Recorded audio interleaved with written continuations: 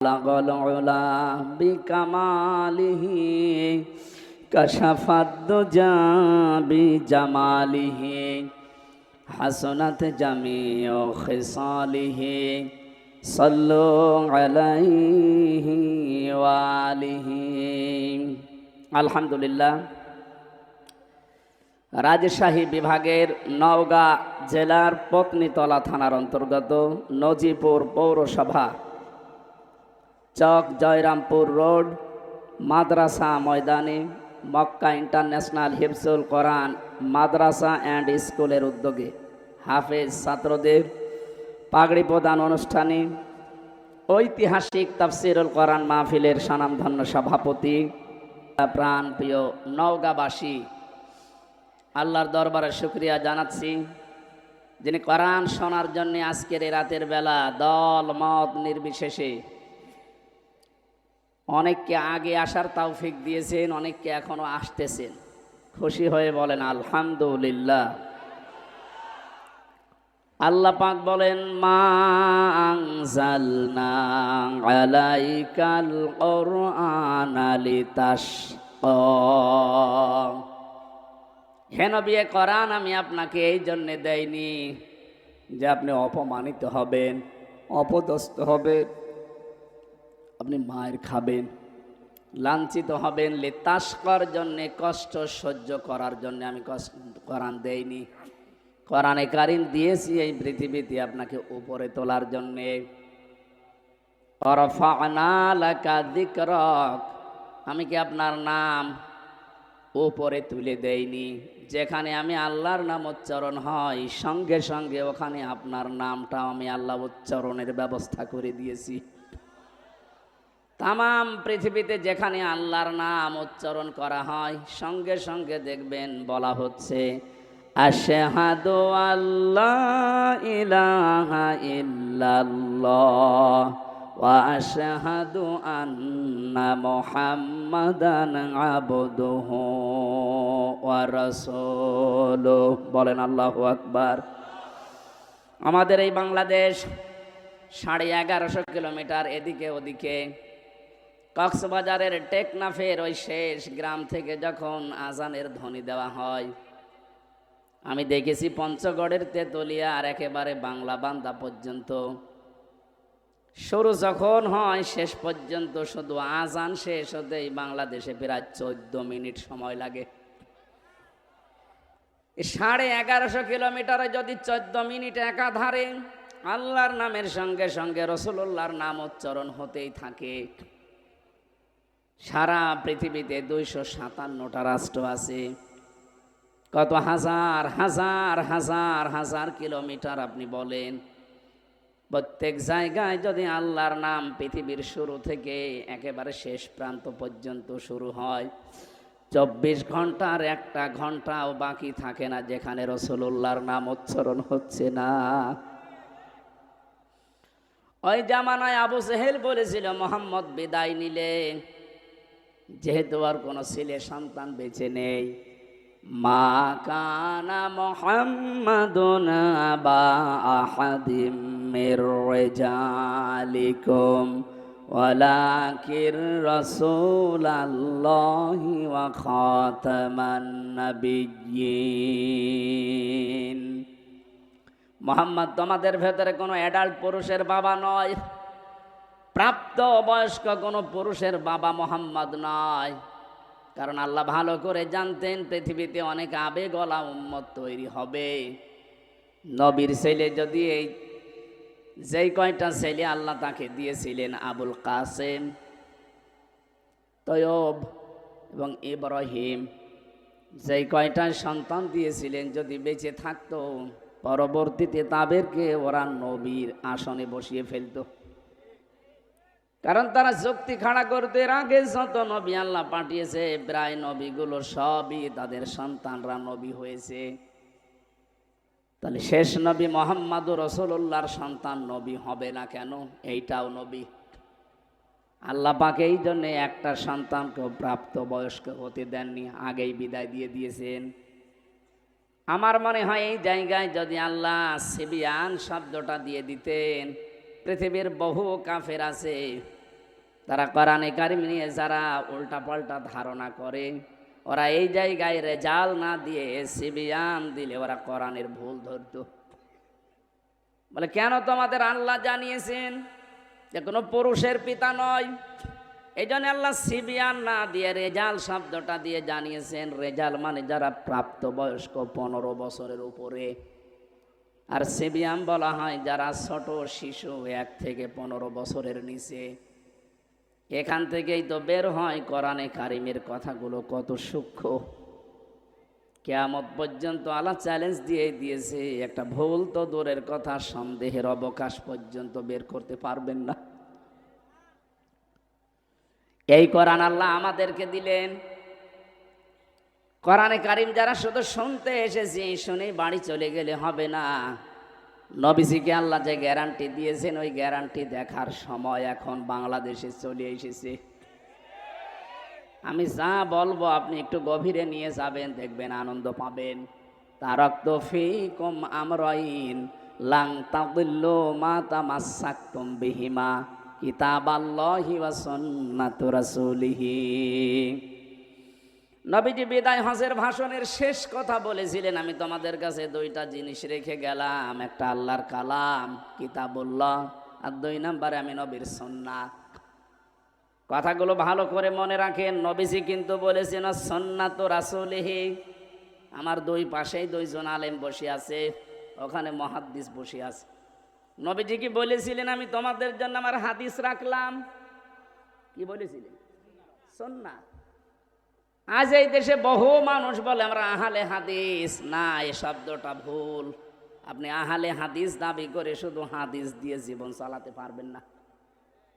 কথা বোঝেন আমার? এই জন্যে যারা বলে শুধু আমরা হাদিস মানি, সহি হাদিস, আপনি সহি মানেন, কিন্তু শুধু হাদিস দিয়ে চলতে পারবেন না। পৃথিবীতে এমন অনেক অনেক নিয়ম আছে যেটা হাদিস দিয়ে মানতে গেলে আপনি শেষ পর্যন্ত যেতেই পারবেন না। হাদিসে আছে, জিজ্ঞাসা করেন মুহাদ্দিসকে, আগুনে পোড়ানো জিনিস খেলে অজু ভেঙে যায়, আছে না? এখন যদি চা খান, এটা কি দিয়ে পোড়ানো? এই যে কিছুক্ষণ আগে তো খেয়ে আসলাম, তাহলে আমার অজু আছে? বাটামি করা জায়গা পান না? এরকম বহু জায়গা আছে। শুধু হাদিস মানি আমি, এই কথা যারা বলছেন আপনি বিভ্রান্তিতে আছেন। একটু চিন্তা ভাবনা করেন কোরআন হাদিস নিয়ে। আমরা শুধু আহলে হাদিস না, আমরা আহলে সুন্নাত ওয়াল জামাত। যদিও এই শব্দটাকে কিছু গরম সুন্নি, ঠান্ডা সুন্নি, মিঠা সুন্নি এরা চুরি করে নিয়েছে, ওদেরকে সর্বোচ্চ বলা যায় ওরা আহলে বেদাত, আহলে সুন্নাত না। সুতরাং সুন্নি যদি দাবি করতেই হয়, এই দেশে যারা আহলে সুন্নাত ওয়াল জামাত তারা দাবি করতে পারে। তারাই সুন্নাতের জন্য মার খায়, তারা সুন্নাতের জন্য জেলে যায়, তারা সুন্নাতের জন্য ফাঁসির দড়ি গড়ায় নেয়। আর যারা সুন্নির ধ্বজাধারী, 3 দিন আগে দেখেছেন আমার তাহেরি ভাই পুলিশ দেখে পালিয়েছে।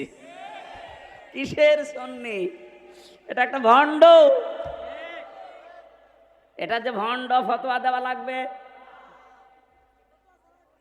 ফতোয়া ছাড়াই ভণ্ড।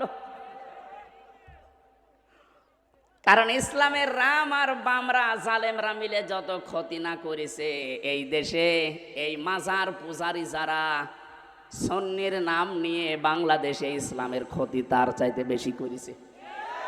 আমি নামটা নিয়ে ফেললাম, দুঃখিত। কারণ নাম না নিলে অনেকে মনে করো ও তো আলেম। কিসের আলেম? ওটা একটা জালেম। পুলিশ তো আমারেও ধরতে এসেছিল 20 সালে, বাড়ি থেকে এসে নিয়ে যাচ্ছে। আমি জিজ্ঞাসা করলাম কোথায় নিয়ে যান? কুষ্টিয়ার সদর থানায় না এবি থানায়? আমারে বলছে না, জায়গা মতো। জায়গা মতো কোথায় বলা যাবে না। প্রায় কয়েক কিলোমিটার যাওয়ার পরে আমার চোখ খুলে দিল, আমার হাতের হ্যান্ডকাপ খুলে দিয়ে বলছে হুজুর মাফ করে দিয়ে। কোথায় নিয়ে যাচ্ছি? এবার বলছি ঢাকা। ঢাকা কোথায়? এইটা বলা যাবে না। পরবর্তীতে দেখলাম আমি মিনি আয়না ঘরে আছি। বেগটায় আমি যেতে পারিনি, মিনিটায় ছিলাম, ছোট যেটা। এখানে যে কষ্ট দেয়, তাহলে বেগ যেটা বড়, যেটা আয়না ঘর, এখানে যে কি কষ্ট দিয়েছে। এরপরও অনেকে লেডি ফেরাউনের প্রশংসা করে, ওর সাফাই গায়। আপনি মানুষ, আপনার উপরে তো ঝড় যায়নি। আপনার বাবা যদি ওই রকম আয়না ঘরে থাকতো 10 বছর, তখন টের পেতেন যে হাসি নাকি। আমি নামটা ধরে ফেললাম, ওনার নাম আমি মুখে আনতে চাই না, কারণ ওর নামটা আমার কাছে ঘৃণিত হয়ে গেছে। হিটলারের নাম শুনলে যেমন আমার ভেতরে রাগ হয়, চেঙ্গিস খানের নাম শুনলে যেমন রাগ হয়, ইয়াজিদের নাম শুনলে যেমন রাগ হয়, ওর নাম শুনলে এরকম এখন মুসলমানদের রাগ হয়। কারণ আমি নিজে তো সাক্ষী, আমি দেখে এসেছি যে কাজ করেছে কি। একটা মানুষ হয়ে মানুষের ওপরে এত জুলুম একজন করতে পারে, সেটা তো দেখেছিলাম, আমার নিজেও পড়লাম। বিশেষ করে আমি জেল থেকে বলছি। এই কারা বসেন, যারা আছেন বসেন, তাড়াতাড়ি বসেন ভাই। আমার নওগাঁবাসী যে কষ্টটায় মানুষগুলো আমাদেরকে দিয়েছিল, বিশেষ করে আলেম নাম দেখলেই আল্লাহ যেন পুরাটা উল্টিয়ে তাদের এখন ওই রকমই অপমান করছে। ইন্নামা নুমলি লাহুম লিয়াজদাদু ইসমা ওয়া লাহুম আযাবুম মুহিন।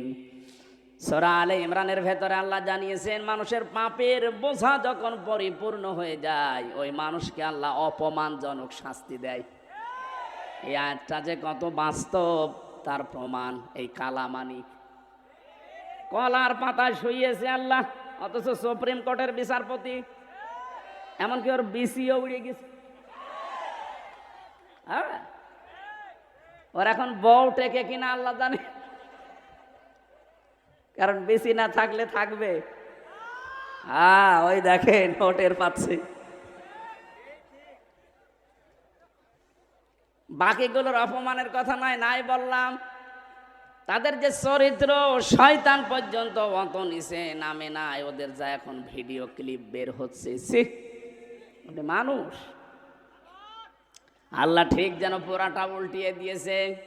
আলেমদের প্রতি যে যেইভাবে অত্যাচার করেছিল, আল্লাহ ঠিক তাকে তার চাইতেও বেশি দেখিয়েছে। ওই যে যেটা পিসকে হুজুর বলে, রফিকুল ইসলাম মাদানি হুজুর আমার সাথেই ছিল 2 মাস। ও আমারে মাঝে মাঝে রাতের বেলা ঘুম ভেঙে গেলে গল্প শোনাতো। হামজা ভাই রাত 12টা 12:30টায় আমার হাতির ঝিলে নিয়ে গেল। আমার পোশাক আশাক সব খুলে ফেলেছে, পোড়া উলঙ্গ করেছে আমারে। আমার হাতে একটা সিগারেট ধরিয়ে দিয়েছে। একটা অর্ধ উলঙ্গ মেয়ে লোক নিয়ে এসে আমার পাশে দাঁড় করিয়ে ওর কাঁধের ওপরে হাত দিয়ে বলছে, সিগারেট টান। চারিদিকে যারা দাঁড়িয়ে আছে সব তো অস্ত্র নিয়ে, কারণ 2 দিকের রাস্তা ব্লক করা। কি করব, কিচ্ছু করার নেই। অসহায় হয়ে বলেছিলাম এক এসআইকে, ভাই আপনারা যা করছেন এটা কি হারুন সাহেব জানে না? মানে উনি তো করাচ্ছে। আমি তো অসহায়, এরপর আমি তো মাজলুম, নিজে এমনিতে ছোট মানুষ। যে মহিলাকে ওরা ভাড়া করে নিয়ে এসেছিল আমার চাইতে মনে হচ্ছে ডবল। ওরা আমি কাঁধে হাত দেবো কি করে, এইভাবেও আমি সোয়া পাই না। আমার এই পর্যন্ত আমার বালিশ আর ওর বালিশ পাশাপাশি, যখন ওই ফাঁসির কন্ডেম সেলের ভেতরে ছিলাম, আমার পা চলে যায়, ও আমার মাজার কাছে পড়ে থাকে। এতটুকু মানুষ, এত অসহায় মনে হচ্ছিল। চোখের পানি ছেড়ে দিয়ে মাজলুমের দোয়া যেহেতু কবুল হয়, বললাম রব্বুল আলামিন তুমি তো সব দেখতে পাচ্ছ। যে লোকটার উপরে এত ভরসা করেছি যে এই লোকটা অন্তত জানলে আমাদের অপমান করবে না, অথচ শুনলাম সেই নাকি এগুলো করাচ্ছে। আমাকে যেভাবে পুরাটা উলঙ্গ করে ওরা এখন ছবি তুলে জাতিকে দেখাবে আমি নাকি এইরকম, তুমি অবশ্যই কিছু দেখিও। আমার আল্লাহ ঠিক ওইটা কবুল করে নিয়েছে।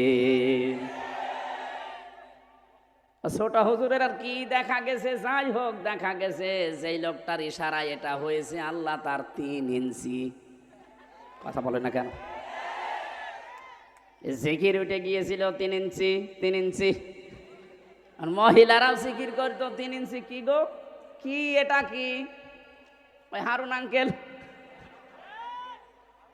এমনি আল্লাহ এগুলো করেনি, এদের পাপের বোঝা পরিপূর্ণ হয়ে গেছে। পরশু দিনও আমি গিয়েছিলাম কিশোরগঞ্জের মিঠামইন এলাকায়, দেখলাম যে রিসোর্ট বানিয়েছে, ওনার যে বেতন সরকারিভাবে আমি তো জানি কিয়ামত পর্যন্ত চাকরি করলেও ওই রিসোর্ট বানানো সম্ভব না। ওখানে থাকতে সর্বনিম্নই লাগে 10,000 এক এক রুম ভাড়া, আর ঊর্ধ্বে আছে 1 লাখ 1.5 লাখ। এক রাত থাকবেন আপনি মাত্র একটা রুম নিয়ে, সর্বনিম্ন ভাড়া 10,000, ওপরে যত বেশি আছে। এমন কোন জিনিস করে না এই হাওড়ের ভেতরে যে নেই, যা মনে চাবে আপনি তাই পাবেন। এই টাকাগুলো তো ফেরেশতারা দিয়েছে। বলেন, আমার মতো হামজাকে বাড়ি থেকে নিয়ে এসে বলছে 50টা মামলা দেব, সঙ্গে সঙ্গে 10 লাখ টাকা দিন। আমার মতো মানুষকে যদি এ কথা বলতে পারে বলেন, আর উপরে যারা, তাদের কি করিস? এই জন্য পাপের বোঝা যখন মানুষের পরিপূর্ণ হয়ে যায়, ওই মানুষকে আমার আল্লাহ ছাড় দেয়, কিন্তু ছেড়ে দেয় না। আমি যে শব্দ নিয়ে বলছিলাম, যারা আহলে হাদিস দাবি করছেন আপনি ভুল পথে আছেন। বসেন এক জায়গায়, আলেমদের সাথে আপনি প্রমাণ করে মিলাতে পারবেন না। আপনি যদি এত হক আহলে হক দাবি করেন, আপনার আহলে হাদিসের নামের ভেতরে এতগুলো দল কেন? শুধু আহলে হাদিস এই নামের ভেতরে 7 দল। আপনি যদি সভাপতি সেক্রেটারি পদের লোভ নাই থাকবে, তে এতগুলো দল খুলে বসে আছেন কোন কারণে? নিজেদের ভেতরে তো আপনার মিল নেই। কথা বলে না কেন? এই শব্দটা আমরা জানি আলেমদের, আমি যাদের কাছে লেখাপড়া করেছি, আমার বিশ্ববিদ্যালয়ে doctor Abdullah Jahangir, doctor Lokman Hossain, doctor আবামা সাইফুল ইসলাম সিদ্দিকী সহ যাদের কাছে আমি পড়েছি, কওমি মাদ্রাসায় আমি শর্ট কোর্সে দাওরা হাদিস করেছিলাম, হাফেজি কারিয়ানা, আমার জীবনে যাই পড়লাম কামেল পর্যন্ত মেলামেশা করে আমি যা দেখেছি, পড়াশোনা করে, এই শব্দটা গলদ। আহলে হাদিস আপনি বলবেন না, আপনি বলবেন আহলে সুন্নাত ওয়াল জামাত। যারা এই শব্দটা চুরি করে নিয়েছেন, তারা এখন জাতির সামনে যেন এরা আহলে বেদাত, এটা প্রমাণ হয়। প্রমাণ অলরেডি হয়ে গেছে। সারা বাংলাদেশ এখন আমি যাচ্ছি, আমি দেখতে পাচ্ছি চারিদিকে আওয়াজ উঠেছে যে ও আল্লাহর ওলিরা আন্দাজে দাবি করে আহলে সুন্নাত, ওগুলো আহলে ভণ্ড, আহলে বেদাত। নবীজি বললেন, আমি তোমাদের কাছে সুন্নাহ রাখলাম আমার আদর্শ। বিশ্ব নবীকে আপনাকে মাস্ট বি মেনে নেওয়া লাগবে। উনি যখন নবুয়ত পেয়েছিলেন, ওই দিন থেকে শুরু করে ইন্তেকাল পর্যন্ত, এটা রাহিকুল মাখতুমে পড়বেন। বিশ্ব নবী যেদিন নবুয়ত পেয়েছিলেন, ঘোষণা, উনি তো নবী, কিন্তু ঘোষণা যেদিন হয়েছে 40 বছর বয়সে, এই দিন থেকে শুরু করে ইন্তেকাল পর্যন্ত পুরা 23 বছর। কেউ যদি বলে আমি একটা দিন শুধু মানি না, আপনি কাফের। কথা বুঝতেছেন?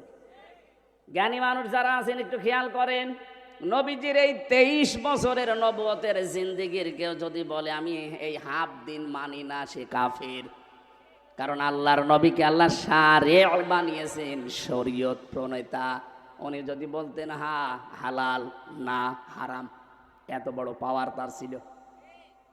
23 বছরে আমরা বাংলাদেশে অনেক মানুষকে দেখি, ওনারা 13 বছর মানতে রাজি আছে, কিন্তু 10 বছর মানতে রাজি না। এখানে অনেকে বসে আছে এরকম। নবীজি 13 বছর মায়ের খেয়েছিলেন, হুজুর বলেন, আপনিও কান্দেন আমিও কান্দি, কিন্তু বাকি যে 10 বছর উনি মায়ের দিয়েছিলেন, ওইটা বলতে গেলে বলে এটা রাজনীতি। কথা বোঝেন না, আন্দাজে চিল্লান। হ্যাঁ, কথা বোঝেন। নবীজিকে মানা লাগবে কি 10 বছর না 23 বছর? আরো জোরে। কোরআনে কারীম জানিয়েছে, ইন কুনতুম তুহিব্বুনাল্লাহা ফাত্তাবিউনি ইউহিব্বুকুমুল্লাহ ওয়া ইয়াগফির লাকুম যুনুবাকুম আল্লাহু গফুরুর রহিম। হে নবী, আপনি বলেন, যদি আল্লাহকে ভালোবাসি এই দাবি করো, নওগাঁবাসী এ দাবি আমাদের আছে না নেই? আমরা দল মত নির্বিশেষে ভালোবাসি আল্লাহকে, দাবি আছে না নেই? এ দাবি করি না আমরা? আমরা শুধু না, বিশেষ 4,500 ধর্ম এখন আছে। 4,500 ধর্মের যে ধর্মের মানুষ বলেন সে তার ধর্মের, যিনি যাকে মেনে চলে তাকেও ভালোবাসে। আপনি হিন্দুদের জিজ্ঞাসা করেন ওদের দেবতাকে ভালোবাসে, খ্রিস্টানদের জিজ্ঞাসা করেন ওর গডকে ভালোবাসে, ইহুদিদের জিজ্ঞাসা করেন, পৃথিবীর যত জাতি আছে সেই যে ধর্ম মেনে চলে, মিনাল্লাযীনা ফাররাকু দীনাহুম ওয়া কানু শিয়া কুল্লু হিজবিম বিমা লাদাইহিম ফারিহুন। বলেন আল্লাহু আকবার। আল্লাহ পাক বলেন, হে নবী, দুনিয়াতে যে যেই দলে আতে মসে আছে ও কিন্তু ওই দলের কর্মসূচি নিয়ে আনন্দে আছে, আর সে মনে করে এইটাই আসল, বাকিগুলো সব ডিলেট। এটা মনে হচ্ছে না সারা পৃথিবীতে যে যেই ধর্মে আছে, যে যেই মতে আছে, পথে আছে, ওইটাই তার কাছে সঠিক, আর বাইরে যা আছে সবগুলো ভুল। আল্লাহ বলেন তার দলীয় কর্মসূচি নিয়ে সে আনন্দে আছে।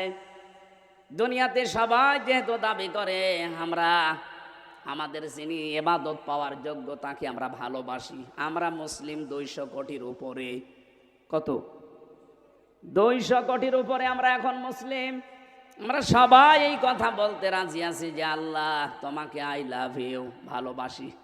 কথা বলে না কেন? আল্লাহ পাক বলেন এই দাবি যদি করে কেউ তাকে আমি বলছি ইউহিব্বুকুমুল্লাহ, আমি আল্লাহ তোমাদেরকে ভালোবাসছি, বাসবো। ইউহিব্বু এটা মোজারে, বর্তমান, ভবিষ্যৎ, প্রেজেন্ট, ফিউচার, এর মাঝখানে একটা শব্দ আল্লাহ দিয়েছেন, ওইটা করলে। কেউ যদি বলে আল্লাহ তোমাকে ভালোবাসি, আল্লাহ বলেন এই কথা রাখ, আগে প্রমাণ কর, ফাত্তাবিউনি, আমার রাসূলের অনুসরণ করে। নগাবাসী বিবেকের কাছে আপনার প্রশ্ন, রাসূলের অনুসরণ করা লাগবে উনি যখন রাসূল হয়েছিলেন ওই সময় থেকে না, মানে উনি তো জন্ম থেকেই পুরা মক্কা এলাকায়, পুরা আরব জাহানে কেউ নবী রাসূল বলতো আব্দুল্লাহ বিন মুহাম্মদ, এতটুকু না। ওনাকে সারা জীবন বেশিরভাগ 1 থেকে 40 বছর পর্যন্ত পুরা আরব জাহানে ওনাকে চিনতো আব্দুল্লাহ বিন মুহাম্মদ, আব্দুল্লাহর ছেলে মুহাম্মদ সাল্লাল্লাহু আলাইহি সাল্লাম। খুব বেশি হলো তার চরিত্রের কারণে বলতো আল আমিন, as-সাদিক। কিন্তু এই মানুষটা যেদিন 40 বছর বয়সে নবুয়ত পেলেন, তখন থেকে শুরু করে ইন্তেকাল পর্যন্ত 23টা বছরে আপনি যদি অনুসরণ করতে চান, আল্লাহ এখানে কিন্তু শব্দ দিয়েছেন লাকাদ কানা লাকুম ফি রাসূলিল্লাহি উসওয়াতুন হাসানা। অবশ্যই তোমাদের জন্য মহত্তম আদর্শ লুকিয়ে আছে আমার রাসূলের ভেতরে। বলেন তো আল্লাহ কি মুহাম্মদ ইবনে আব্দুল্লাহ নামটা জানতেন না? কথা বলেন না কেন? খুব ভালো করে খেয়াল করবেন, বাইরে যে আবার গীবত করবেন যে কি বললো বুঝলাম না, এই জন্য খেয়াল করতে বলছি। আল্লাহ কিন্তু ভালো করে জানতেন যে আমার নবীর নাম মুহাম্মদ ইবনে আব্দুল্লাহ। এই শব্দটা না দিয়ে ফি রাসূলিল্লাহ দিলেন কেন? কারণ তিনি 1 থেকে 40 বছর পর্যন্ত পুরা আরব জাহানে রাসূলুল্লাহ বলে পরিচিত ছিলেন না, উনি ছিলেন আল আমিন, as-সাদিক, মুহাম্মদ বিন আব্দুল্লাহ। কথা ঠিক নেই? উনি যখন রাসূলুল্লাহ হয়ে গেলেন ওই দিন থেকে শুরু করে আপনাকে অনুসরণ আরম্ভ করা লাগবে। আল্লাহ বলেন আমার রাসূলের অনুসরণ করো, আমি 2টা জিনিস তোমাদেরকে দেব। 1 নম্বরে আমি নিজেই তোদেরকে উল্টা করে ভালোবাসা আরম্ভ করব। শব্দটা আপনি বলেন তো আলেম, মুহাদ্দিস মানুষ বলেন তো ইউহিব্বুকুমুল্লাহ, এটা কি মোজারে নামাজি? অতীতের শব্দ আল্লাহ দেয়নি, মোজারে দিয়েছেন এই জন্যে এর ভেতরে 2টা কাল আছে, বর্তমান আছে আর ভবিষ্যৎ আছে। কেউ যদি সত্যি রাসূলুল্লাহকে অনুসরণ করা আরম্ভ করে, আল্লাহ তখন থেকে তাকে ভালোবাসা আরম্ভ করবে। তাহলে আমাদের অনুসরণ যদি এখন থেকে শুরু হয়, আল্লাহ আমাদেরকে এখন থেকে ভালোবাসা আরম্ভ করবে। আর আল্লাহ যদি কাউকে ভালোবাসে, আল্লাহ পাক বলেন আমি পুরস্কার দেব, ওয়া ইয়াগফির লাকুম যুনুবাকুম। ইয়াগফির এটাও মোজারে, বর্তমান, ভবিষ্যৎ, প্রেজেন্ট, ফিউচারের ভেতরেও 2টা কাল। জাম্বুন আল্লাহ দেয়নি যে একটা গুনাহ মাফ করে দেব, যুনুব বহু বচন। একটা গোনাও রাখবো না। যত অপরাধ আছে সব আমি আল্লাহ মাফ করে দিচ্ছি, দেব। তাহলে শর্তটা কি পেয়েছিলাম? রাসূলুল্লাহর অনুসরণ। কি কথা বলেন না কেন? এখন এই অনুসরণ কি আংশিক না পূর্ণাঙ্গ? জবাব দেন ভালো করে, আংশিক না পূর্ণাঙ্গ? এবার আপনি নিজের বিবেককে বলেন তো, আপনার অনুসরণ হচ্ছে, আমিও জানি, এটা কি আংশিক না পূর্ণাঙ্গ? হয়তো আপনার সুরাত সিরাত দেখলে মনে হয় রসুলের মতো, কিন্তু আপনার পরিবার রসুলের মতো না। কথা বলছেন না কেন? আপনার এমন মেয়ে জন্ম দিয়েছেন যেটা স্কিন টাইট প্যান্ট পরে, নাকি নওগাঁয় নেই? একটা যুবতী মেয়ে 18 বছর 20 বছর বয়স, সে তার বাবার সামনে স্কিন টাইট প্যান্ট পরে গেঞ্জি গায়ে দিয়ে একসাথে বসে সিনেমা দেখছে, ওটা বাবা? হ্যাঁ, ও রুচি কি বলেন তো? ওকে মানুষ না জানোয়ারের চাইতেও খারাপ ওটা। আমি এত নিকৃষ্ট শব্দ বলতাম না। বলেন এটা একটা বাবা বলা যায়? এই জন্যে তো মাঝে মাঝে দেখি অঘটন ঘটে যায়। তাহলে আপনার অনুসরণ হয়তো আপনার মাথায় চুল রসুলের মতো কাটা আছে, দাড়ি আপনি রাসূলের মতো রেখেছেন, জব্বা গায়ে দিয়েছেন, আপনার হাতে তসবিহ আছে, মানলাম আপনার পুরা বডি ঠিক আছে, আপনার পরিবার ঠিক নেই, আপনার সমাজ ঠিক নেই, আপনার রাষ্ট্র ঠিক নেই, আপনি অর্থনীতি ঠিক নেই। অর্থনীতির যে একটা ইবাদত অনেকে জানেই না। অর্থনীতি একটা ইবাদত না? ব্যবসায়িক যে নিয়ম নীতিগুলো আছে কয়জন বুঝতে পারে বা কয়জন পালন করে? আজ ব্যাংকিং ব্যবস্থার নাম শুনলে মানুষ নাক সেটকায়, হ্যাঁ এটা দুনিয়ার জিনিস। আরে ভাই, বিশ্বনবীর একটা ব্যাংক ছিল বাইতুল মাল। কি আমি কি বানিয়ে বলছি? আল্লাহর নবী নিজে ব্যবসা করেছিলেন। আল্লাহর নবীর ব্যবসায়িক সিস্টেম ছিল মুদারাবা। ইসলামী ব্যাংকের যদি কেউ থাকেন, এই যে মোশারাকা, মুদারাবা, মোরাবাহা, বায়ে সালাম, বায়ে ইস্তেসনা, বায়ে মুআজ্জাল, বায়ে ওয়াহিদায়, যে 18টা নিয়ম আছে। এক একটা পয়েন্টের ভেতরে কতগুলো কথা সূক্ষ্ম সূক্ষ্মভাবে আল্লাহ লুকিয়ে দিয়েছেন। ওই জামানায় যারা কাফের তারা বলতো ব্যবসা আর সুদ ওই একই, অথচ আল্লাহ বলেন আমি ব্যবসাকে হালাল করেছি আর সুদকে হারাম করেছি। আজ আমাদের ব্যবসাগুলো সত্যি যাকাত ভিত্তিক অর্থনীতি না থাকার কারণে সুদ ভিত্তিক অর্থনীতির সাথে জড়িয়ে গেছে, যেখানে সুদ খেলে মায়ের সাথে জেনা করার গুনাহ হয়। এলাকায় আছে কিনা আমি জানি না, অনেকে টাকা ছেড়ে রাখে, মাসে মাসে 1000 টাকা দিলে 200 টাকা করে বেশি দেয়। এটা যে প্রকাশ্য সুদ আপনি কিন্তু নিজেও জানেন। কি আর সুদ খেলে কোরআন বলছে আল্লাহ রসুলের সাথে যুদ্ধ করার শামিল। এটা বড় গুনাহ। আর ছোট গুনাহ হচ্ছে মায়ের সাথে 33 বার জেনা করা। এত ঘৃণিত কাজ কেউ করবে দুনিয়ায় বলেন? অথচ এখানে বহু টুপি মাথায় দেওয়া দাড়িওয়ালা মানুষ এই কাজ করে, টাকা ছেড়ে রাখে, টাকা আসে। এই কাজ যারা করছেন এক্ষুনি বাড়ি যে লাভের এই টাকা নেওয়া বন্ধ, আমি না খেয়ে মরে যাব, মায়ের সাথে জেনা করব না। কারা কারা এই টাকা ছেড়ে দেবেন হাত তোলেন তো। খুব আরামে আছে। না না ভাই, আপনি হাত তুললেন, আপনার তো শরম করার দরকার ছিল। আমি আশা করছি আপনি ছেড়ে দেবেন আগামীতে। না বুঝেও যদি হাত তুলে থাকেন, যদি এই কাজে কেউ থাকেন, ইসলামী অর্থনীতিটা পড়েন, সূরা বাকারার 178, 79, 80, 81, 82, এই যে আয়াতগুলো খেলা করার জন্য দেয়নি। ইসলামী অর্থনীতির ব্যাপক কথা এর ভেতরে সাজানো আছে। এটা একটা ইবাদত। আপনি রসুলের অনুসরণ করলে, রসুল ব্যবসা করেছেন মুদারাবা। মুদারাবার সিস্টেম কি? আমি টাকা দেব, আপনি শ্রম দেবেন। খাদিজা টাকা দিয়েছে, রাসূলুল্লাহ শ্রম দিয়েছে। এক কথা বলছেন না কেন? আপনি জিজ্ঞাসা করে দেখেন আলেমকে, খাদিজা টাকা দিয়েছে, রাসূলুল্লাহ শ্রম দিয়েছে। এইটাই মুদারাবা। এটা ইসলামী ব্যাংকে আছে। বাকি যে ব্যাংকগুলো আছে আপনি আবার রাগ করেন না, আপনারটা নেই, এই জন্যই তো আমি বলছি না। আমি পাবো কোথায়? আমি কি জোর করে আপনার সাথে লাগাবো? আপনার ওখানে আছে প্রকাশ্য সুদ। বলেন ইসলামী ব্যাংকে? হ্যাঁ আছে। রাষ্ট্রীয়ভাবে যাকাত কায়েম না হওয়া পর্যন্ত এই দেশে কোনো ব্যাংক 100% সুদ থেকে মুক্ত হওয়া সম্ভব না। কিন্তু ইসলামী ব্যাংকে কারবার করার জন্য আমি আহ্বান জানাবো এই কারণে, আপনি যদি এদের শরিয়া বোর্ড আছে, এদের আলেম আছে, আলিয়া মাদ্রাসা, কওমি মাদ্রাসা, বিশ্ববিদ্যালয়ের বড় বড় স্কলার যারা, ইসলাম বোঝে যারা, মাসলা মাসাইল যারা উদ্ভাবন করতে পারে, এই মানুষগুলো এর সাথে জড়িয়ে আছে। চট্টগ্রামের কওমি মাদ্রাসার সবচাইতে বড় আলেম মাওলানা ওবায়দুল্লাহ হামজা। এই বাংলাদেশে কওমি মাদ্রাসার ভেতরে যদি 10 জন আলেম থাকে, উনি একজন। কি কথা বোঝেন আমার? এ আলেমকে জিজ্ঞাসা করেন। ওবায়দুল্লাহ হামজা কত বড় মাপের আলেম। সাজ্জাদ মাওলানা কামাল উদ্দিন জাফরি হাফিজাহুল্লাহ, বাংলাদেশে যদি 10 জন থাকে তার ভেতর উনি একজন। এই জন্য আপনি নির্দ্বিধায় ইসলামী ব্যাংকে চোখ কান বুঝে কাজ করবেন, যদি গোনা হয় ওদের হবে। কারণ যাকাত ভিত্তিক অর্থনীতি যতদিন কায়েম না হয় ততদিন আপনার অসুবিধা নেই। নবীজি নিজে 13 বছর মক্কায় নামাজ পড়েছে না পড়েননি?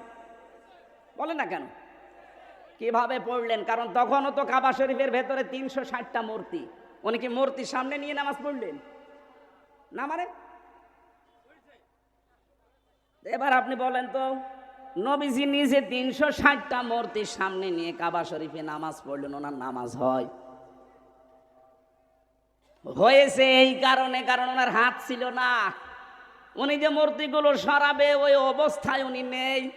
ওই নবী মদিনা থেকে রাষ্ট্র ক্ষমতা হাতে নিয়ে যখন ফিরে আসলেন, এবার আর মূর্তির সামনে নিয়ে নামাজ পড়ে নাই, নিজের হাতে হযরতে আলীকে সাথে করে ভেঙেছেন।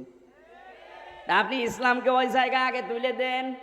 দেখেন এই দেশের ব্যাংকিং ব্যবস্থা, এই যে অগ্রণী, সোনালী, রূপালী, চৈতালি, যত ব্যাংক আছে একটাতেও সুদ থাকবে না, আমি গ্যারান্টি দিচ্ছি।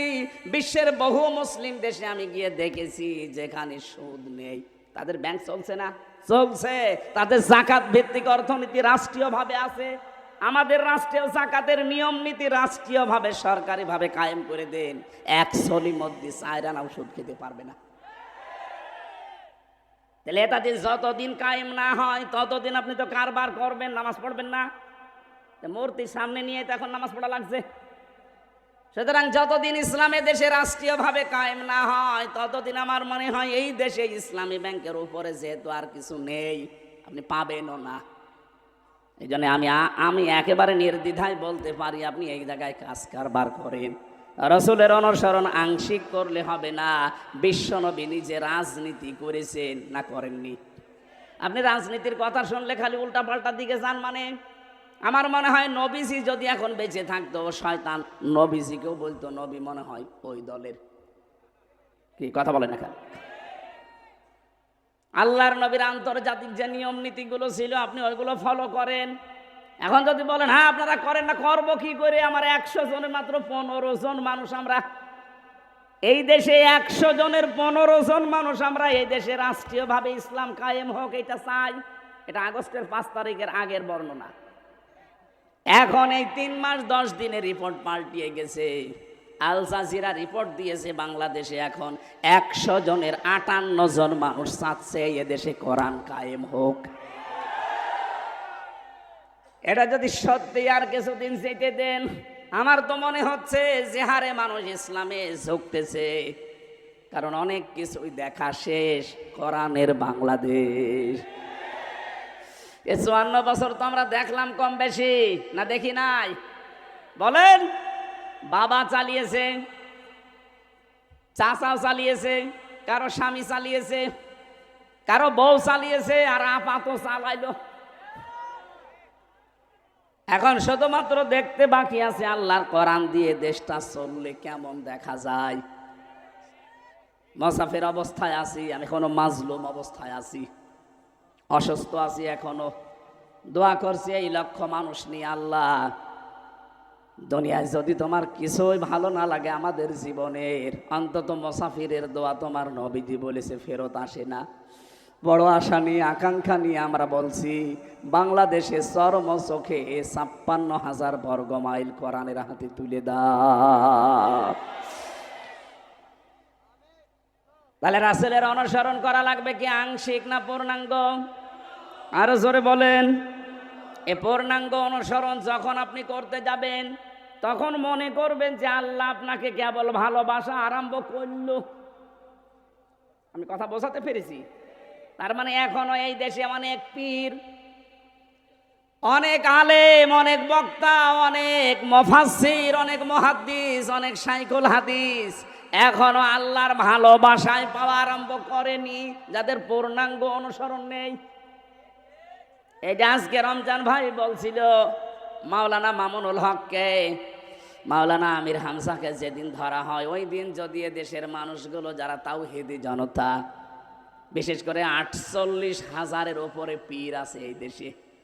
আরে ভাই, ইমানের সংজ্ঞা তো পড়েছেন আপনিও, মান রামিনকুম মুনকারান ফালিয়ুগাজ্জিরহু বিয়াদিহি ফাইল্লাম ইয়াস্তাতিউ ফাবিলিসানিহি ফাইল্লাম ইয়াস্তাতিউ ফাবিকলবিহি ওয়া যালিকা আযাফুল ঈমান। বুখারী শরীফের হাদিস। হযরতে আবি সাঈদ খুদরি থেকে বর্ণিত, বিশ্বনবী বলেন, তোমাদের ভেতরে কেউ যদি অন্যায় কাজ দেখে সে যেন হাত দিয়ে বাধা দেয়। হাত যদি প্যারালাইজড হয়, পারে না, তাহলে মুখ দিয়ে সে যেন বলে। মুখে যদি জোর না থাকে সে যেন অন্তরে পরিবর্তনের চেষ্টা চালায়। এইটাও যদি পরিকল্পনা কারণ না আসে, এটা ইমানের সর্বনিম্ন স্তর। এটাও নেই আপনার ভেতরে ইমান নেই, আপনি একটা বেঈমান। যখন আস্তে আস্তে করে রমজান মাসে আলেমদেরকে ধরে ধরে জেলে দিচ্ছিল, এদেশের তাওহীদি জনতা যারা ইমানের সর্বনিম্ন স্তরও ছিলেন, যদি সবাই এক বাক্যে 48,000 পীরগুলো যদি নেমে পড়তো যে না, কোনো আলেমকে বিনা কারণে ছেলে যেতে দেব না, কোনো জালেমের খবর হতো না। আমি তো ভেতরে যেয়ে দেখেছিলাম অনেক জালেম ভয়ে ছিল, অনেক জালেম তারা নিজেরা বলা করতো না এগুলো ঠিক হচ্ছে না। দেশের জনগণ যদি খেপে যায় তখন আমাদের কিন্তু উল্টাপাল্টা হয়ে যাবে। ভেতর থেকে তো বাইরে প্রকাশ করব কি করে? আমাদের তো 24 ঘন্টা ফাঁসির কন্ডেম ছেলে তালা মারা। এই জন্য ভাবতাম যদি এই কথাগুলো বাইরে পৌঁছিয়ে দিতে পারতাম, এ বিনা কারণে এই আলেমদেরকে বাংলাদেশে বছরের পর বছর জেলে থাকা লাগতো না। কারণ ওরা তো জানে যে আমরা অবৈধ, ওদের তো ভয় আছে একটা। আজকের সভাপতি দেখলাম শামসুজ্জোহা খান, সাবেক সংসদ সদস্য, লিখেছেন ইনি কত সালের এমপি আমি জানি না। যদি 2008 থেকে 24 পর্যন্ত কেউ এমপিতে পাশ করে নাম দেয় যে সাবেক এমপি, এটা অবৈধ। কারণ আপনাকে আমরা ভোট দেইনি। 8 সাল থেকে শুরু করে 24 পর্যন্ত কোনো নির্বাচন হয়নি, সবগুলো পাতানো। কথা বলেন না কেন? সুতরাং যারা 8 সাল থেকে 24 সাল পর্যন্ত এমপি মন্ত্রী, কোনোদিন পোস্টারে লিখতে পারবেন না সাবেক এমপি সাবেক মন্ত্রী। আপনি এতটুকু লিখতে পারেন সাবেক চোর, আর একটু বেশি করে লিখবেন যে সাবেক ডাকাত। কারণ আপনি ভোট ডাকাত, আপনি ভোট চোর, এইটা লিখবেন, অসুবিধা কি? কথা বলে না কেন? আপনি এই শামসুজ্জোহা খানের মতো সাবেক এমপি লিখতে পারবেন না, কারণ এটা নির্বাচনের এমপি, আর আপনি ইলেকশনে না। অথচ এখন যারা পালিয়ে গেছে, 2 বোন একসাথে, এরা এখন ছড়াচ্ছে আমরা নির্বাচিত ছিলাম, আমাদেরকে উৎখাত করা হয়েছে। এত বড় ডাহা মিথ্যা কথা একটা হাজী সাহেব বলতে পারে? ও হাজী সাহেব সারা জীবন মিথ্যা বলছে, এই জন্যের মুখে বাঁধে না। ওদের এই মিথ্যা কথার কারণে সারা পৃথিবীর 257টা রাষ্ট্রে এ বাংলাদেশের ভাবমূর্তি নষ্ট হয়ে যাচ্ছে। নিজেরা ষড়যন্ত্র করে তো পারেনি, এখন উল্টা করে হিন্দুদেরকে কাজে লাগিয়েছে যে দেশের ভেতরে বিশৃঙ্খলা তৈরি করো। আমার মনে হয় তাবলীগ জামাতের যে 2 গ্রুপের ভেতরে এক গ্রুপ এই সাদপন্থী যারা, আমার মনে হয় এদের পেছনে ওই 2 বোনের হাত আছে। নয়তো কোন কারণে আপনি 4 জন মানুষকে জবাই করলেন? তদন্ত করলে আমার মনে হয় বেরিয়ে আসবে। এখন ছাত্রলীগের নাম আসতেছে, এরা জবাই করেছে, তদন্ত করে রিপোর্ট দেন। আমার মনে হয় 100 ভাগ না, আমার কেমন সন্দেহ হচ্ছে, কারণ যেভাবে জবাইয়ের ধরন দেখলাম, এটা ছাত্রলীগ ছাড়া অন্য কেউ করতেই পারে না। এতদিন শুধু আন্দাজে নাম দিয়েছে ছাত্র শিবির, জামাত ইসলাম রক কাটে। কে বলেছে আপনাকে? একটা প্রমাণ বাংলাদেশে আছে যে কারো রক কেটে দিয়েছে? এতদিন ছড়িয়েছে সারা বিশ্বের কাছে যে বাংলাদেশে সংখ্যালঘু নির্যাতন হয়, অথচ এই পৃথিবীর ইতিহাসে বাংলাদেশে এই ইতিহাস নেই যে আমরা একটা মন্দির ভেঙে মসজিদ বানিয়েছি, না। অথচ ভারতে আজকেও মসজিদ ভাঙিয়ে দিয়েছে। মসজিদগুলো ভেঙে ভেঙে ওরা এখন মন্দির বানাচ্ছে। সারা বিশ্বের বিভিন্ন দেশে মাটির নিচে কেউ তেল পায়, কেউ গ্যাস পায়, কেউ লোহা পায়, কেউ স্বর্ণ পায়। আর এই প্রতিবেশী নামের কলঙ্ক, এই হারাম জাদাগুলো, এরা নাকি মাটির নিচে শুধু মসজিদের জায়গায় মন্দির পায়। বলে এখানে 500 বছর আগে মন্দির ছিল, এই জন্য ভেঙে আমরা আবার মন্দির বানাচ্ছি। জবাই করা দরকার শয়তানগুলোকে।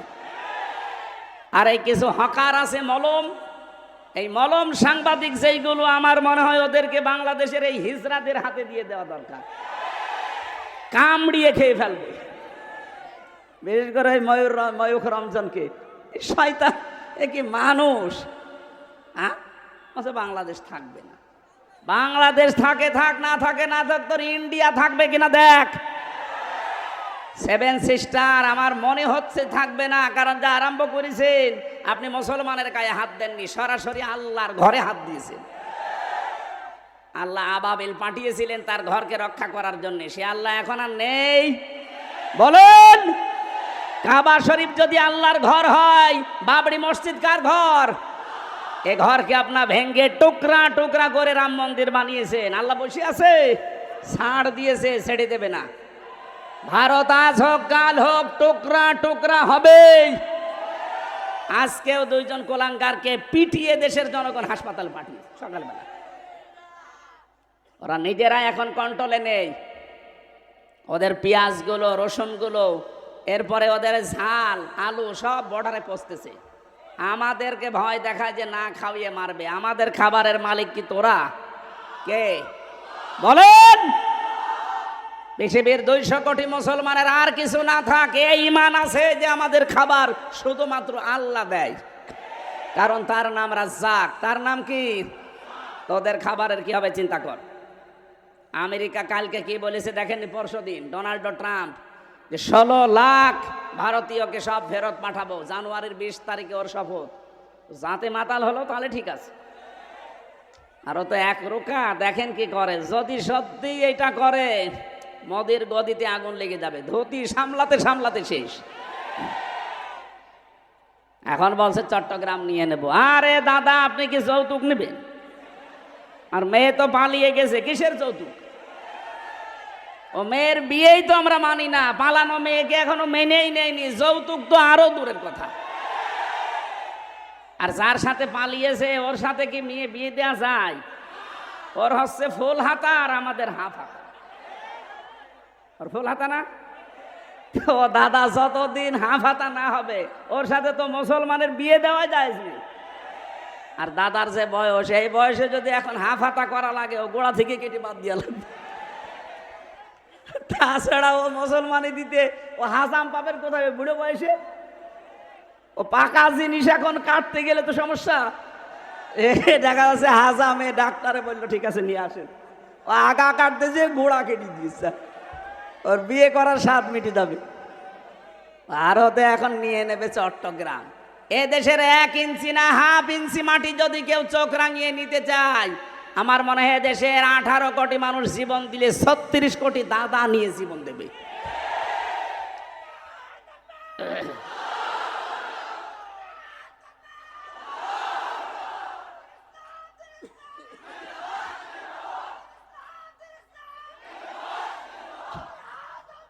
আলহামদুলিল্লাহ ভাই,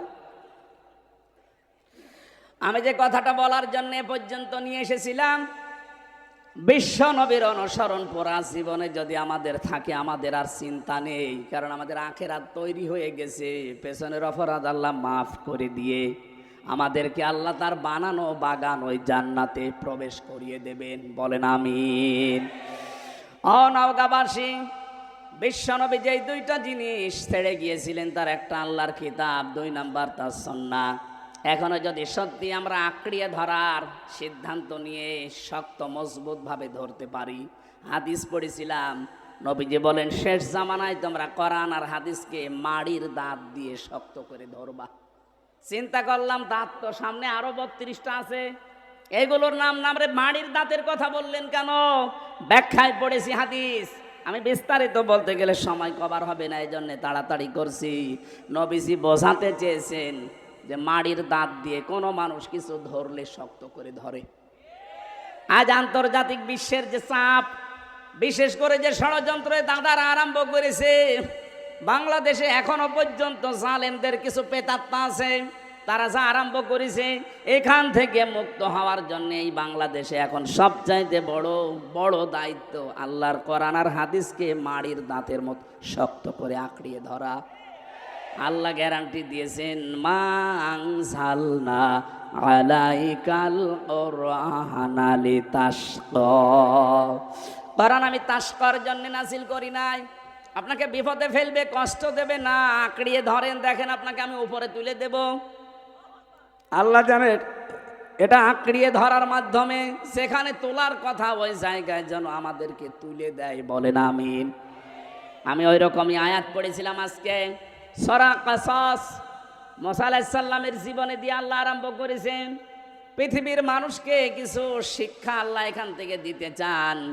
আল্লাহ বলেন তসিম মিম, এর অর্থ কেউ জানে না। তিলকা আয়াতুল কিতাবিল মুবিন, এগুলো সব স্পষ্ট কিতাবের আয়াত। তাহলে কোরআন শরীফের প্রথম বর্ণনা এই যে কোরআন স্পষ্ট। কোরআন কি? যদিও আমাদের কাছে স্পষ্ট না, আমাদের অনেকের কাছে কোরআন অস্পষ্ট। এই জন্যে এই মাদ্রাসাগুলো আপনি এখানে আসেন, পড়েন। এখানে আমার মনে হয় বয়স্ক শিক্ষা আছে কিনা জানি না, এইটাও বিভিন্ন মাদ্রাসায় চালু করা দরকার। এই ছেলেরা মেয়েরা বয়স্ক শিক্ষা মাগরিব থেকে এশা পর্যন্ত, ফজরের পর থেকে যেহেতু কাজে কামে বেরিয়ে যান, মাগরিব থেকে এশা পর্যন্ত 1 ঘন্টা সময় দেন। এভাবে 1 দিন 2 দিন 1 মাস 2 মাস 5 মাস 1 বছরে দেখবেন আপনি কোরআনের অনেক কিছু আয়ত্ত করে ফেলেছেন। কোরআনে কারিম আল্লাহ আমাদেরকে দিয়েছেন স্পষ্ট আয়াত, আর আমরা এখনো পর্যন্ত কোরআনের কাছে না আসার কারণে এখনো অস্পষ্ট হয়ে আছে আমাদের কাছে। আমরা পূর্বের জামানার জীবনী পড়ি, যারা কোরআনের কাছে এসেছে ওই মানুষগুলো কোনোদিন আর গোপনে থাকে নাই। হযরত ওমর মুসলমান হয়েই বলেছিলেন, হে নবী, যে কোরআন শুনি আমি মুসলমান হলাম, সূরা তাহা। আপনি বলেন তো এটা কি সত্য? না, 100% সত্য। তিনি বলেছিলেন এই সত্য জিনিস আর গোপনে থাকবে না, আপনি আমাকে অনুমতি দেন, আমি এই মুহূর্তে কোরআনের পক্ষে একটা মিছিল করব। তিনি মুসলমান হয়েই ওপেন হতে চায়, আর আমরা মুসলমানেরা কোরআন পড়ে পড়ে আরো বলে যে হুজুর আমি গোপনে আছি। এটা টাটকা শয়তান। তুই কিসের কোরআন পড়িস যে গোপনে থাকবি? হযরত ওমর কোরআন পড়েই বলে আমি ওপেন হব, আর আমরা এমন কোরআন পড়ছি আমি গোপনে আছি। সে সময় যেহেতু চলে গেছে, এখন তো ওপেন হওয়ার সময়। কথা বলেন না কেন? আপনার এখন ওপেন হওয়ার সময়। আল্লাযী আলহামদুলিল্লাহিল্লাযী আনজালা আলা আবদিহিল কিতাবা ওয়া লাম ইয়াজআল লাহু ইওয়াজা। সব প্রশংসা আল্লাহর জন্য, যিনি তার বান্দার প্রতি এমন একটা কিতাব দিয়েছেন যে কিতাবের ভেতরে কোনো বক্ষতা নেই, কোনো গোপন কথা নেই, বাঁকা কথা নেই।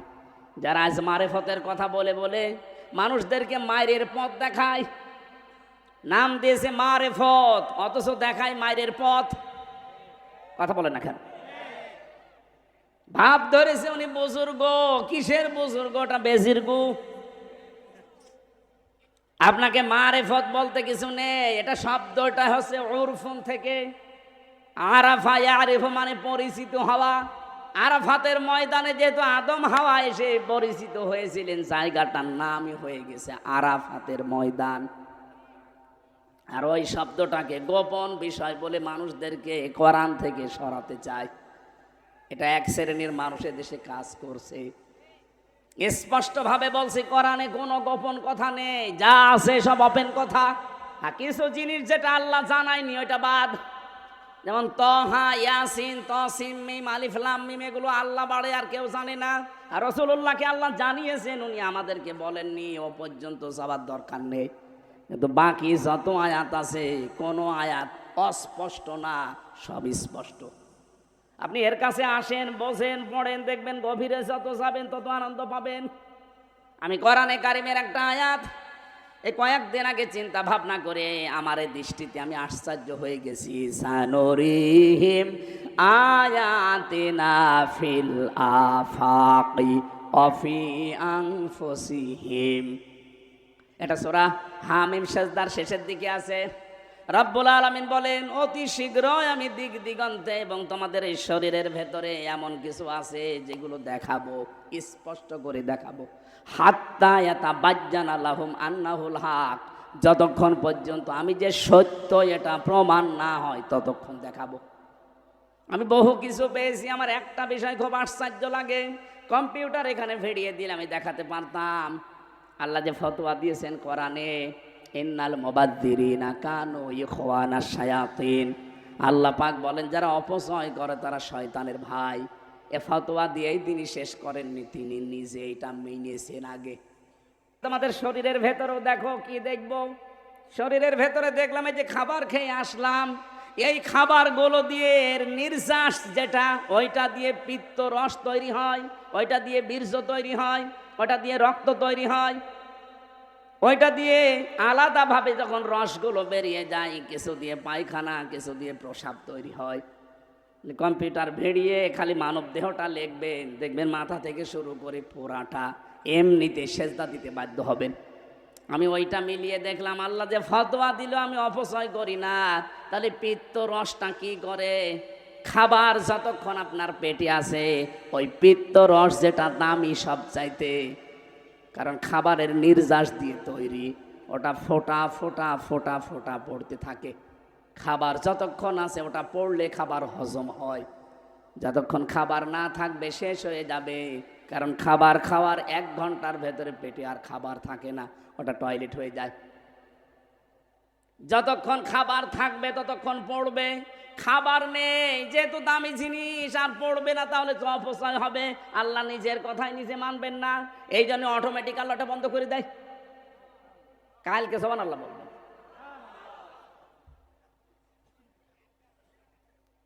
কোরআনের প্রতিটি শব্দ চিন্তা ভাবনা যদি করেন, যে কোনো শব্দ নিয়ে, অবশ্যই আল্লাহ আপনাকে ওই শব্দ দিয়ে জান্নাত পর্যন্ত নিয়ে যাবে। তা আমাদের দেশে তো এই সিস্টেমগুলো নেই, কোরআনের একটা গবেষণাগার নেই, অথচ লালন গবেষণাগার তৈরি হচ্ছে। কয় মন গাঁজা খেয়েছে ওইটা চিন্তা ভাবনা করে, একটা শব্দ নিয়ে কোরআনের আল্লাহ যেটা দিলেন, আফালা ইয়াতাদাব্বারুনাল কোরআন, কি হয়েছে তোদের? আমার কোরআন নিয়ে কেন চিন্তা ভাবনা করো না?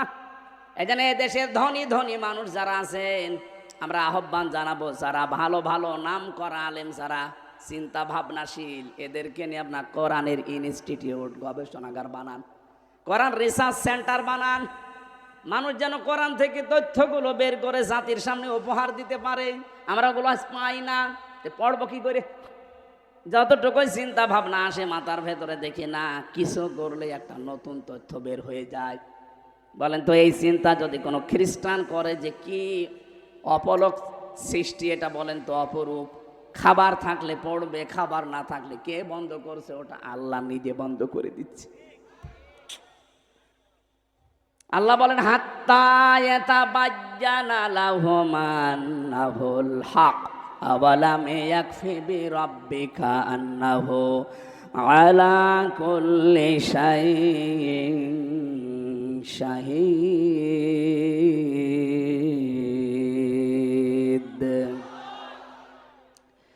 আমি বিস্তারিত দিকে যাচ্ছি না, তাহলে কোরআন শরীফ থেকে এটা বুঝলাম যে কোরআন অস্পষ্ট না, স্পষ্ট। এবার আল্লাহ আমাদেরকে মনে হচ্ছে হাত দিয়ে ডাকছেন, এই এদিকে আয়।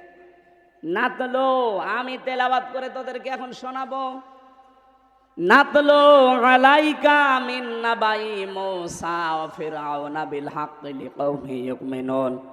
যদিও এটা কা দিয়ে মুহাম্মদ রাসূলুল্লাহ উদ্দেশ্য, মুফাসসিরিন গ্রাম তাফসীরের ভেতরে দেখেছি কিয়ামত পর্যন্ত যত নবীর উম্মত আসবে সবাই এর ভেতরে আছে। আমাদেরকে আল্লাহ যেন ডেকে ডেকে শোনাতে চান, ও বাংলাদেশের মানুষেরা এদিকে আয়, আমি তোদেরকে একটু তেলাওয়াত করে একটা ঘটনা শোনাই, যেটা মুসা এবং ফেরাউনের কাহিনী, লিকাওমি ইউমিনুন, যারা বিশ্বাসী তাদের জন্য এখানে শিক্ষা আছে। এখন কি আছে এটা আমরা একটু বাংলাদেশের সাথে মিলাবো না, চলে যাবেন? হ্যাঁ, এই যে 2-1 যাচ্ছে, কারা এরা? একটু বসেন ভাই, একটু বসেন। আল্লাহ রাব্বু একটু ভালো করে মিলাবেন, দেখবেন আমার তো মনে হচ্ছে খাপের খাপ মমতাজের বাপ মিলে যাবে। ইন্না ফিরআউনা আলা ফিল আরদি, আল্লাহ পাক বলেন অবশ্যই ফেরাউন তার রাজ্যের ভেতরে ফেরাউন আলা ফিল আরদি, জমিনে সে কিছু করতে চেয়েছিল। কি করতে চেয়েছিল? ফেরাউনের যে কাজ কারবার হাজার হাজার বছর আগে সে উলু প্রকাশ করতে চেয়েছিল, উদ্ধত্ত নিজের এলাকায় নিজের দেশে। ওটা তো হাজার হাজার বছর আগের কাহিনী। আল্লাহ আমাদেরকে তাহলে শুনিয়ে তার লাভ কি? আল্লাহ জানে যে ১৫০০ বছর পর মুহাম্মদুর রাসূলুল্লাহ বিদায় নিয়ে ১৫০০ বছর পরে এমন সময় পৃথিবীতে আসবে, সেখানে ২৫৭টা রাষ্ট্র হবে, বাংলাদেশ নামে একটা দেশের আবিষ্কার হবে, এই দেশে লেডি ফেরাউন একজন তৈরি হবে। না, এটা আল্লাহ জানে না? ওই সময় ফেরাউন যা করেছিল আমি মিলিয়ে দেখলাম, লেডি ফেরাউন তাই করেছে। এই দেখেন মিলান, অজাআলা আহলাহা শিয়া। ফেরাউন ওই জামানায় তার জমিনের ভেতরে, তার দেশের ভেতরে মানুষদেরকে সে দলে বিদলে বিভক্ত করে করে ছোট ছোট দল বানিয়ে রেখেছিল। বাংলাদেশেও দেখেন লোক যত বেশি তার চাইতে দল বেশি। এমনও দল আছে এই দেশে শুধু সভাপতি আর সেক্রেটারি, তাছাড়া কেউ নেই। এক কথা বলছে না কেন? শুধু টুপি মাথায় দেয়, এদের ভেতরে সে প্রায় ৫৪টা দল। জেনারেল যারা তাদের ভেতরে ২৭টা। নবীজি বলেছিলেন আমার উম্মতের ভেতরে ৭২ কাতার হবে, শুধু একটা কাতার জান্নাতে যাবে, বাকি সব যাবে জাহান্নামে। ৭৩ কাতারের। আমি যদি ওই সমস্ত দলকে কাতার বানাচ্ছি না, আমার ওটা আবার আলাদা সাবজেক্ট। আমি ফেরাউনের কর্মসূচি আপনাকে বলছি। আল্লাহ বলেন ওর প্রথম কাজ ছিল এইটাই। এদিকে তাকান, ওর প্রথম কাজ ছিল মানুষকে দলে বিদলে বিভক্ত করে রেখেছিল। ওর উদ্দেশ্য ছিল মানুষ যত বেদলে বিভক্ত হবে আমার ক্ষমতা তত পাকাপোক্ত হবে। কারণ মানুষ এক জায়গায় না হতে পারলেও প্রতিবাদ জানাবে কি করে? যারাই আসে তারা ৫ জন, এরা আসে এরা ৮ জন, ওরা আসে ওরা ২ জন, খালি সভাপতি আর সেক্রেটারি কেউ নেই। এরা সবাই যদি এক হয়ে এক বাক্যে আসতো তাহলে তো আমার যে চেয়ার, এ চেয়ার থাকার কথা না। এই জন্য ওর প্রথম কাজ ছিল যেভাবেই হোক দলে বিদলে বিভক্ত করে রাখা লাগবে। বাংলাদেশে আজ মানুষের ভেতরে এত দলের পেছনে ভারতের দায়ী। ওরা গোপনে গোপনে আমাদেরকে এই কাজ করায়। আমার সাথে যেগুলো আলেম ছিল তারা মনে মনে আমাকে এই কথা বলেছিল যে আজ হুজুরদের ভেতরে এত দলের পেছনে এই কাজ করছে। যদিও এটা ওপেন সিক্রেট বলা ঠিক হয়নি। এদের তালে পা দেবেন না, এটা ফেরাউনের চক্রান্ত। ফেরাউন বলেছিল আমি কেন এটা করতে চাই জানো? তাদেরকে আমি দলে বিদলে বিভক্ত করে দুর্বল করে রাখতে চাই।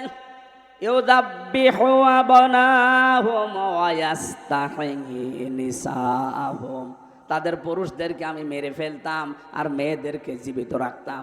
দুইটা অর্থ হতে পারে। এক নম্বরে পুরুষ ছেলেদেরকেও প্রথমেই মেরে ফেলেছিল, আর বাচ্চা যারা মেয়েরা তাদেরকে দাসীবাদী বানাতেও বাঁচিয়ে রেখেছিল।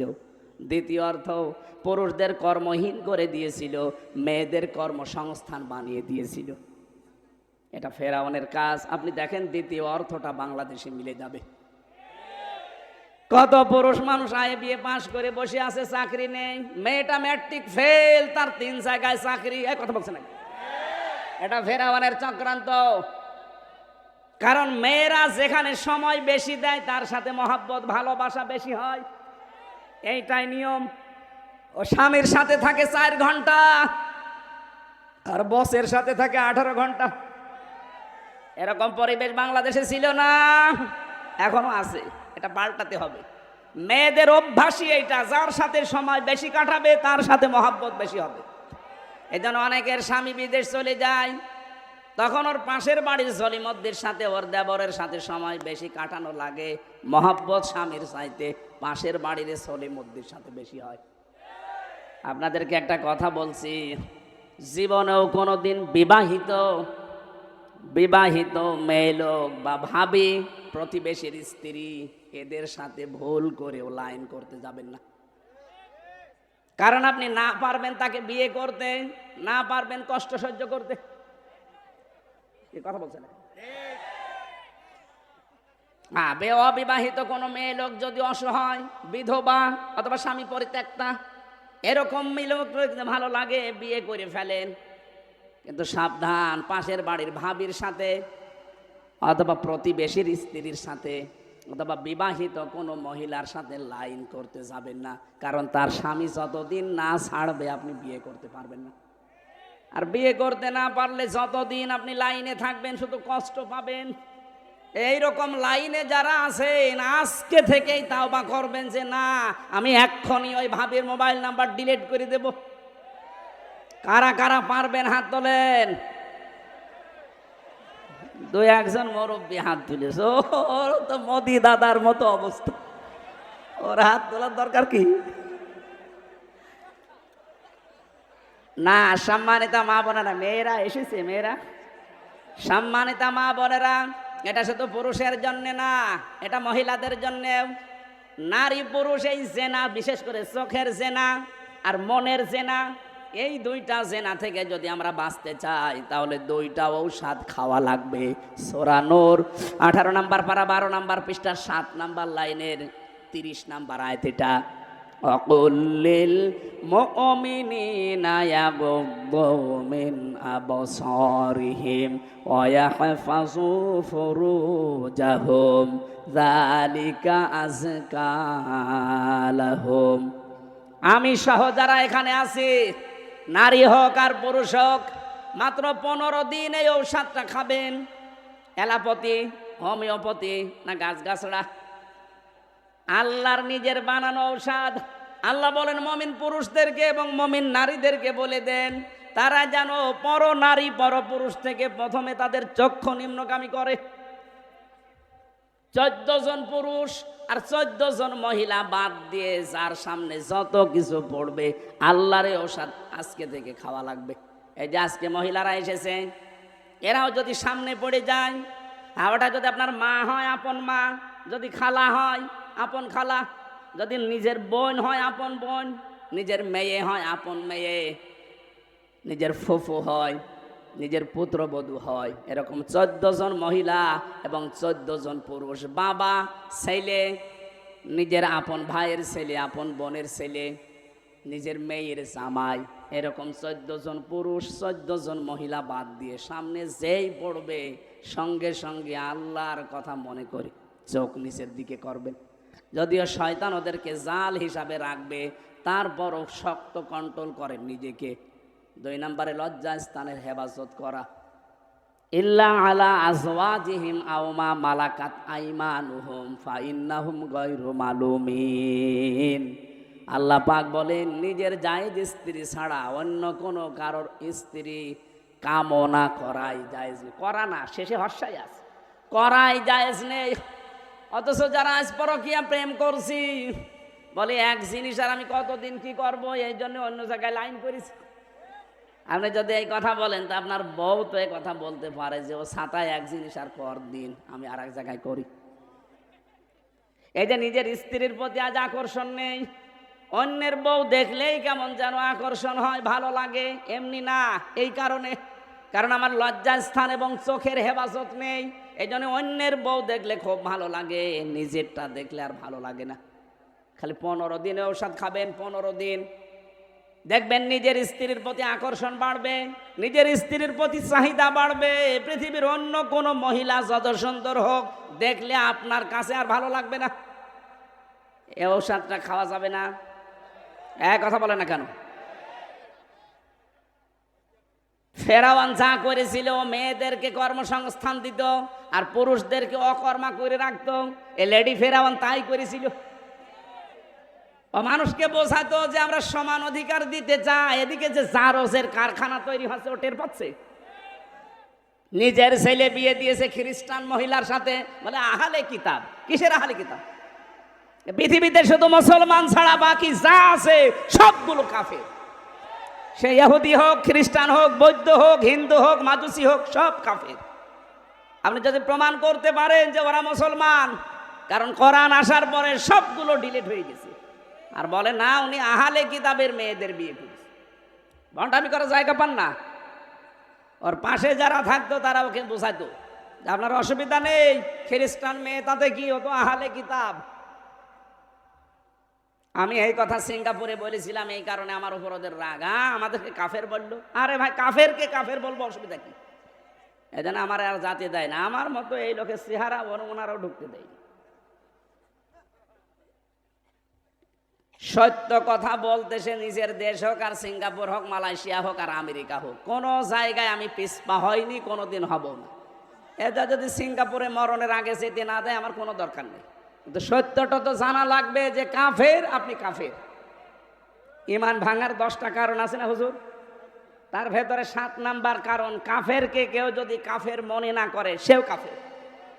এক কথা বলেন না কেন? আপনি কাফের, আপনাকে আমি কাফের বলবো না, মুসলমান বলে আমি কি আমার ইমান হারাবো? আল্লাহ পাক বলেন, ইন্নাহু কানা মিনাল মুফসিদিন, ও ফ্যাসাদ সৃষ্টিকারী ছিল। এবার আল্লাহ আমার তার নিজের আশা ব্যক্ত করছেন, ফেরাউন তো এই কাজ করেছিল।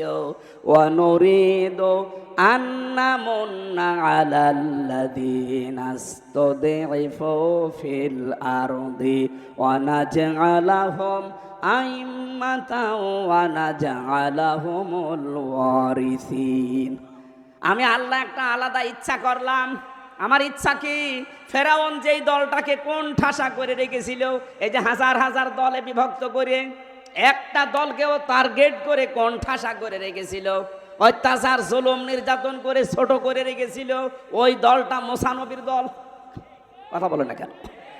আমি আল্লাহ চাইলাম মুসা নবীর এই দলের উপরে আমার মানান করতে। মানান মানে অনুগ্রহ, দয়া। আমি আল্লাহ তাদের উপরে আমার অনুগ্রহ করলাম, জাতির নেতৃত্বে তাদেরকে আমি আল্লাহ দান করলাম এবং জমিনের ওয়ারিশ বানিয়ে দিলাম। এই আয়াতটা মনে হচ্ছে 2024 সালের 5 আগস্টের পরে নাজিল হয়েছে। এক কথা বলে না কেন? এত বছর যাদেরকে মিথ্যা তহমত দিয়ে, উল্টা পাল্টা কথা দিয়ে আপনি কণ্ঠাসা করে রেখেছিলেন জাতির কাছ থেকে, নিজেরাই রাজাকারের তালিকা বানিয়েছেন 10,000, সেখানে 8,060 জন হচ্ছে আওয়ামী লীগের, মাত্র 37 জন জামাত ইসলামের, তারপরও প্রায় 13 জন বেরিয়ে গেছে। এই মিথ্যা কথা ছড়িয়ে ছড়িয়ে কি পেলেন? এখন তো সবই যাচ্ছে নিজের দিকে। আল্লাহ বলেন, এই তো পুরোটা উল্টিয়ে আমি ওই জাতির ভেতরে মুসা নবীকে, তার দলকে আমি প্রতিষ্ঠা দিলাম এবং জমিনের ওয়ারিশ বানিয়ে দিলাম। বাংলাদেশে এই আয়াতটা এখন আল্লাহ আমাদেরকে মনে হচ্ছে দেখাবে। এই কথা বলছে না কেন? যেই দলটা সবচাইতে দুর্বল ছিল, এতদিন জুলুম নির্যাতন অত্যাচার, জেল জুলুম ফাঁসি আয়না ঘর, তাদেরকে আল্লাহ এখন হাতে ধরে জাতির নেতৃত্ব দিয়ে দিচ্ছে। সামনে মনে হচ্ছে জমিনের ওয়ারিশ আল্লাহ তাদেরকে বানিয়ে দেবে। আল্লাহ বলেন, অনুমাক্কিনা লাহুম ফিল আরদ, আমি জমিনে তাদেরকে প্রতিষ্ঠা দিয়েছিলাম, ক্ষমতা দিয়েছিলাম। কেন জানো? ও নুরিয়া ফিরাউনা ও হামানা ও জনদাহুমা মিনহুম মা কানু ইয়াহজারুন। ফেরাউন, হামান এবং তার দল বল সবচাইতে বেশি ভয় পেত সেই দলকে নিয়ে, মুসা নবীর দল। আমি আল্লাহ ওদেরকে দেখাতে চেয়েছি, দেখ জমিনের শাসন তাদের হাতে দিলাম। আমার তো খাপের খাপা একটা মিলে যাচ্ছে, কারণ কোরআনের পাখি যতগুলো দোয়া করেছিল, একটা দোয়া আমার আল্লাহ ফেরত দেয়নি, সব কবুল করে নিচ্ছে। উনি স্বপ্ন দেখেছিলেন এই দেশে একটা জালেমও ইঁদুরের গর্ত পাবে না, ঠিক এখন সেই অবস্থা। উনি স্বপ্ন দেখেছিল এই জমিনে জালেমদের নাকের ডগায় পথ পথ করে কালেমার পতাকা উড়বে, সে অবস্থা চলে আসতেছে। উনি স্বপ্ন দেখেছিল এই জমিনে জালেমদের এই দেশে প্রত্যেকটা জায়গায় ইসলামের পরিপূর্ণ ইসলাম কায়েম হবে। এইটা এখন বাকি আছে। আল্লাহ যেন এটা আমাদেরকে সামনে দেখায়।